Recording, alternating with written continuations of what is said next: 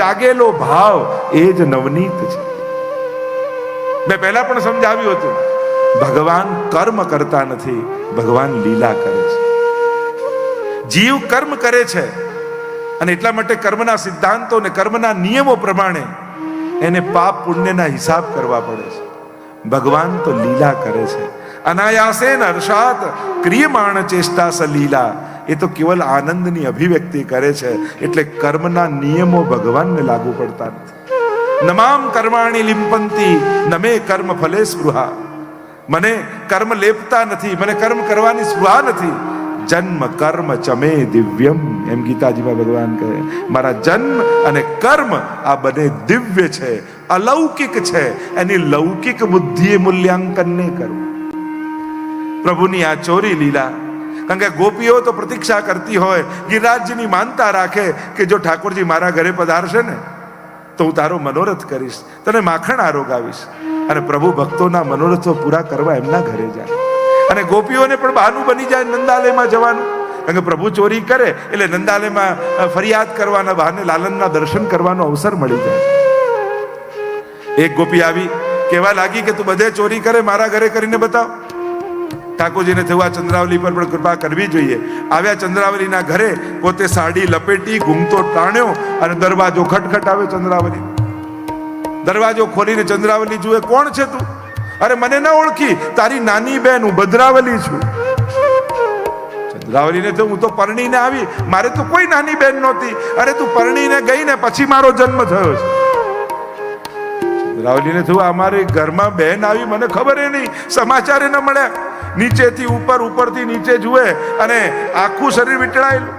બોલો શ્રી ચંદ્રાવલી કહેવા લાગી, મારા બાબા ગોરા, મૈયા ગોરી, હું ગોરી, તું ક્યાંથી કાળી કાળી થઈ?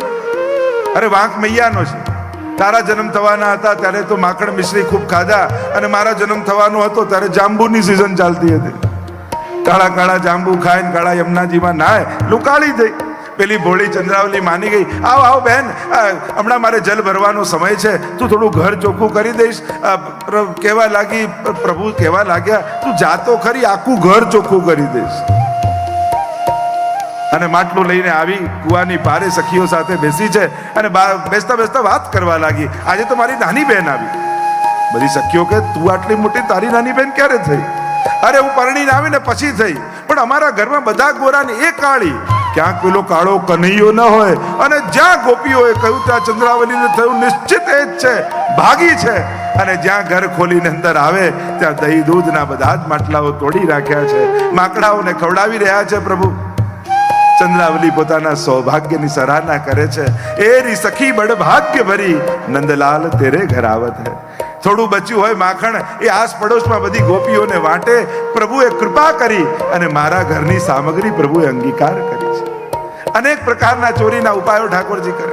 એક નવી બહુ પરણીને આવી, સાસુ જલ ભરવા જતી હતી ને પ્રભુએ સાસુએ કહ્યું, જો હું જલ ભરવા જઉં છું અને કદાચ કોઈ એક નાનકડું બાળક વ્રજમાં ફરે છે, દરવાજો ખટખટાવે અને તને એમ કહે ને કે થોડુંક માખણ આપ, અને જો આપવા ગઈ તો આખું માટલું લઈને ભાગી જશે. અચ્છા એવો ચોર છે, તો હું શું કરું? લે આ દોરડું આ થાંભલા જોડે ને બાંધી દે છે, હું આવીને સમજી લઈશ એની જોડે. સાસુ તો જલ ભરવા ગયા, થોડી વાર થઈ એટલે દરવાજો ખટખટ્યો. અને જ્યાં દરવાજો ખટખટ્યો, વહુએ દ્વાર ખોલ્યું અને એક નાનકડું બાળક સુંદર, જેવું વર્ણન સાસુએ કર્યું હતું એવું જ બાળક સામે. વહુએ કહ્યું, તું કૃષ્ણ છું ને? અરે તું મારું નામ જાણે છે? નામ નહીં, તારા કામે જાણું છું. મારી સાસુ તારા માટે બધું જ કહી ગઈ છે. અચ્છા, શું કહી ગઈ છે એ તને નહીં કહું, તારે શું કામ છે? પ્રભુ કહેવા લાગે, હું અહીંયાથી નીકળતો હતો અને આટલા બપોરનો સમય, મારું ગળું બહુ સુકાય છે, તારા ઘરમાં થોડુંક માખણ છે? અને પેલી બહુ સમજી ગઈ, જે મારા સાસુએ કીધું તું એમ જ કહે છે. જો મારા સાસુ મને બધું કહી ગયા છે, હું થોડું આપીશ, તું આખું માટલું ઉઠાવીને ભાગી જઈશ, તું ચોર છું. અચ્છા આવું કહી ગઈ છે? બીજું શું કહી ગઈ છે? કહી ગઈ છે કે આ દોરડું મને આપીને ગઈ છે કે જો કનૈયો આવે તો એને થાંભલા જોડે બાંધી દેજે. તો પ્રભુ કે લે આ થાંભલા જોડે ઊભો રહી ગયો, બાંધી દે મને. પ્રભુ હાથ પોળા રાખે અને એને કે બાંધ, અને પેલી નીચેથી બાંધવાનું શરૂ કરે અને આખું બાંધે એટલે ઠાકોરજી હાથ આમ લઈ લે, અને દોરડું બાંધેલું હોય પડી જાય. અરે બરાબર બાંધ તો ખરી, પાછી પેલી બાંધવા જાય એટલે હાથ પોળા રાખે અને બાંધી લે એટલે હાથ લઈ લે આમ, એટલે બધું દોડવું પડી જાય. 3 વાર આમ થયું ત્યારે પ્રભુને થયું હવે મોકો છે. અરે પરણીને અમારા ગામમાં આવી, તારી માએ તને બાંધતાય નથી શીખવાડ્યું, આટલું તને નથી આવડતું, લા હું તને શીખવાડું કેમ બંધાય. પેલી ગભરાઈને ઠાકોરજીને દોરડું આપી દીધું. ઊભી રહી જાય અહીંયા, પેલી ઊભી રહી ગઈ થાંભલા પાસે, દોરડું પકડ, પેલી પકડ્યું. ઠાકોરજી નીચેથી ગોળ ગોળ ગોળ ગોળ ગોળ ગોળ કરી અને ગાંઠ બરાબર બાંધી અને કહ્યું બંધાતા શીખી ગઈ બાંધતા? હા શીખી ગઈ, તો લે બંધાયેલી જ રે. ઠાકોરજી માટલું લઈને જવા લાગ્યા. ગોપીએ બૂમ પાડી, અરે કનૈયા છોડ તો ખરો. ઠાકોરજી કે હું તો પુષ્ટિ પુરુષોત્તમ છું, મને પકડતા આવડે છે પણ કોઈને છોડતા નથી આવડતું. હું એક વાર પકડું જેનો હાથ એનો ક્યારે છોડતો નથી. આવા અનેક પ્રકારના માખણ ચોરીના પ્રસંગો બ્રજમાં ઠાકોરજી અનેક પ્રકારની લીલાઓ કરી. એકવાર એક ગોપીને ત્યાં માખણ ચોરતા હતા, એકની પર બીજો, બીજાની ઉપર ત્રીજો, અને કમળની નાળ તોડીને લઈ આવે સરોવરમાંથી, અને ઉપર દૂધનું છીકવું હોય એમાં નાળ નાખે ને ઊંડો શ્વાસ લે એટલે બધું દૂધ બહાર. અને જ્યાં પીતા જતા માટલીમાંથી મુખમાં ભર્યું જતું એટલામાં ગોપીએ દ્વાર ખોલ્યો અને રંગે હાથો પ્રભુ પકડાઈ ગયા. આજે યશોદાજીને ખબર પડશે કે કોણ ચોરી કરે છે. અમે કહીએ છીએ તો માનતા નથી.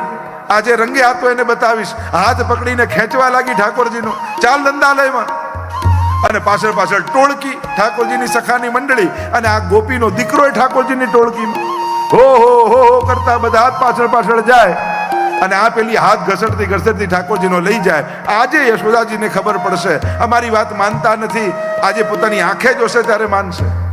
અને જ્યાં ખેંચીને લઈ જઈ રહેતી, વચમાં બજાર આવ્યું. બજારમાં સસરાજી દુકાનમાં બેઠા હતા, અને જ્યાં સસરાજીને જોયા ગોપીએ ઘૂંટો તાણ્યો. ઠાકોરજીને થયું હવે મોકો છે. જ્યાં ઘૂંટો તાણ્યો એટલે ઠાકોરજી કહેવા લાગ્યા, અરે ગોપી તું ક્યારથી મારો હાથ ખેંચી રહી છે? હું કેટલું કોમળ છું, એમ કર મને છોડ નહીં, પણ હાથ બદલી તો લે. આ છોડીને હાથ પકડી લે. ગોપીને પણ થયું હા લાલન કેટલો કોમળ છે, ઠીક છે લા આ હાથ છોડું, પેલો હાથ લાવ. અને જ્યાં આ હાથ છોડ્યો પાછળ એનો દીકરો આવતો હતો, એનો હાથ પકડાવી દીધો. ખિસ્સામાંથી મિશ્રી કાઢીને મોઢામાં ભરી દીધી. મિશ્રી પીગળે નહીં, પેલો બોલે નહીં, અને લાંબો ઘૂંઘટો તાણીને પેલી તો ખેંચતી જાય. આજે યશોદાજીને ખબર પડશે કોણ ચોર છે.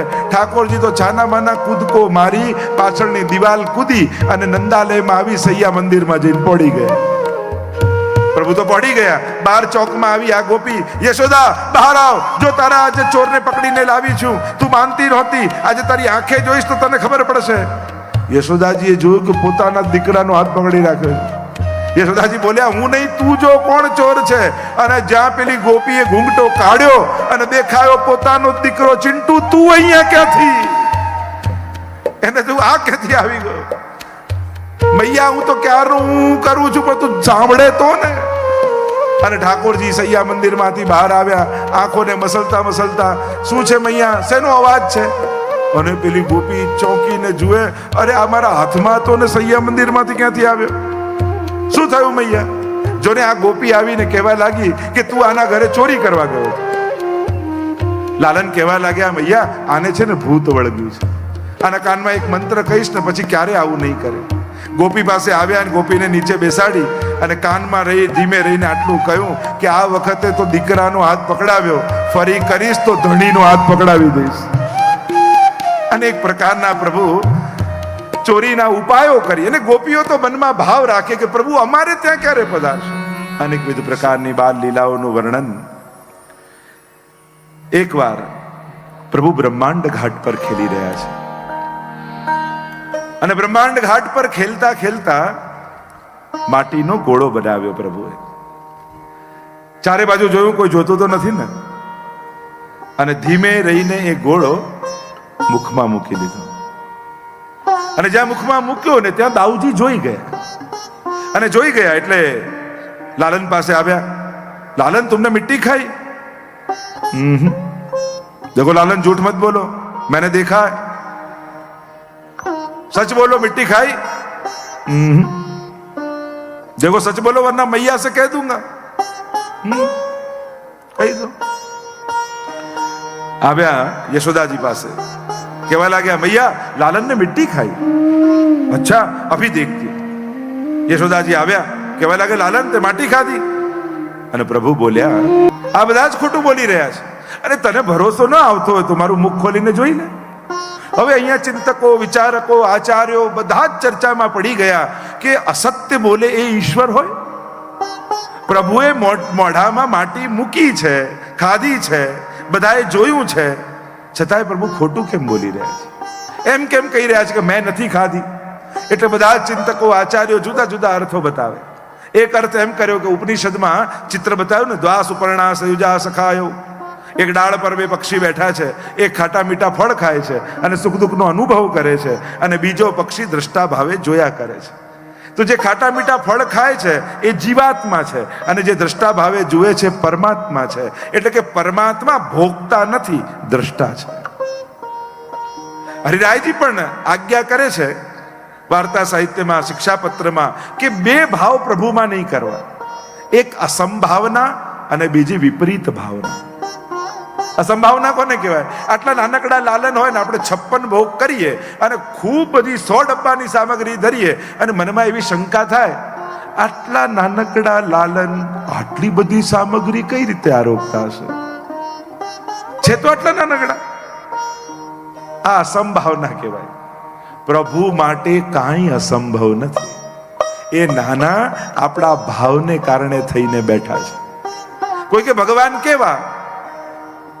ભગવાન માટે ઘણા એમ કે કણ કણમાં ઈશ્વર છે, કોઈ કે તમારી અંદર ઈશ્વર છે, કોઈ કે તમે ઈશ્વર છો, કોઈ કે તમે જેની સેવા કરો છો એ ઈશ્વર છે. ભગવાન કેવા? કોઈ પ્રશ્ન પૂછે, ગીતાજીમાં ભગવાન એમ જ કહે, તારો ભાવ જેવો છે પ્રભુ એવા છે. ये यथा माम प्रपद्यन्ते तां सदैव भजाम्यहम. જે પ્રકારે મને ભજે છે હું પણ એને રીતે ભજું છું. તમે જો જ્ઞાન માર્ગી છો તો એ કણ કણમાં વ્યાપ્ત છે અને દ્રષ્ટા ભાવે બધામાં બિરાજે છે. તમે જો ભક્તિ માર્ગી છો, તમને જો યશોદાનો ભાવ છે તો એને ભૂખ પણ લાગે છે, તરસ પણ લાગે છે અને નીંદ પણ આવે છે, કારણ કે તમારો ભાવ યશોદાનો છે. જો રસો વહી સહ પ્રભુ છે, રસરૂપ, અને રસનો આકાર કેવો હોય? પાત્ર જેવો આકારનો હોય એવો રસ આકાર ધારણ કરી લે. તમારો જેવો ભાવ હોય. જેમ કોઈ બા પોતાના 2 મહિનાના પોતરાને રમાડતા હોય ખોળામાં, અને પાડોશણ આવીને બેસે એટલે બા શું કે, આ તો 2 મહિનાનું, પણ આને તો વાતો કરનારું કોઈ જોઈએ. આખો દિવસ આને તો વાતો કરવી હોય. પેલી પાડોશણને એમ થાય કે આ 2 મહિનાનું બાળકને વાતો કરે? કરતું હશે કોઈ દિવસ? જો બા બનીને ખોળામાં લો તો સમજાય, પાડોશન બનીને લો તો ન સમજમાં આવે. બામણા માટે તો વાતો કરે જ છે. એમ યશોદા અને વૈષ્ણવ બનીને લાલનને ગોદમાં લો તો સમજાય કે એને ભૂખ લાગે, નિંદ્રા આવે, એ હસે છે, એ રિસાય છે. પણ પાડોશન બનીને ગોદમાં લો તો એ ભાવ ન સમજાય. યશોદા બનીને ગોદમાં લઈ જુઓ તો બધા જ ભાવોનો અનુભવ થાય. જે જેનો ભાવ એવા પ્રભુ. તો પ્રભુ દ્રષ્ટા છે એમ કહું, ભોગતા નથી. એક અર્થ બીજો એમ કર્યો કે જ્યારે પ્રભુએ માટી ખાધી ને યશોદાજી એ પૂછ્યું તે માટી ખાધી, તો પ્રભુએ કહ્યું નાહમ ભક્ષિતવાન, મેં માટી નથી ખાધી. અને ઠાકોરજી કહી રહ્યા છે, મૈયા આ વ્રજ રજ છે, માટી નથી. આની મહત્તા તો રજથી છે, અને વ્રજમાં આટલી રજની મહત્તા છે. વ્રજની મહત્તા શેનાથી છે? તો કે એની રજથી. અને વ્રજમાં કઈ રજની મહત્તા છે? તો કે 3 રજની. એક ગોરજ, ગાયોના ખૂરની રજ. આપણે ત્યાં પરમ પવિત્ર મુહૂર્ત કયું કહેવાય? તો કે ગોધુલી બેલા. ગાયો જ્યારે ચરીને ગામમાં પાછી આવતી હોય અને એની ખૂરરજથી આખા ગામમાં રજ ઉડતી હોય, એ સૌથી પવિત્ર સમય કહેવાય. એટલે પ્રાય તમે વલ્લભ કુળની કંકોત્રી જોશો ને લગ્નની, તો લગ્નનું મુહૂર્ત લખ્યું છે ગોધુલી બેલા. પરમ પવિત્ર સમય કહેવાય. એટલે ગાયોની ખૂરરજ. બીજી રજ વ્રજમાં છે ઠાકોરજીના ચરણની રજ. નિત્ય પ્રભુ ખુલ્લા ચરણારવિંદથી વ્રજની ભૂમિને પાવન કરે છે. અને ત્રીજી રજની મહત્તા વ્રજમાં છે, એ છે ગોપીઓની ચરણ રજ. વંદે નંદ વજસ્ત્રીણામ પાદરેણુમ અભેક્ષસઃ યાસામ હરિકથોદ ગીતમ પુનાતિ ભુવનત્રયમ. 3 લોકને પાવન કરી રહી છે એવી ગોપીઓની ચરણ રજને હું વંદન કરું છું. એવા ઉદ્ધવજી જેવા જ્ઞાની ગોપીઓના ચરણ રજની વંદના કરી રહ્યા છે.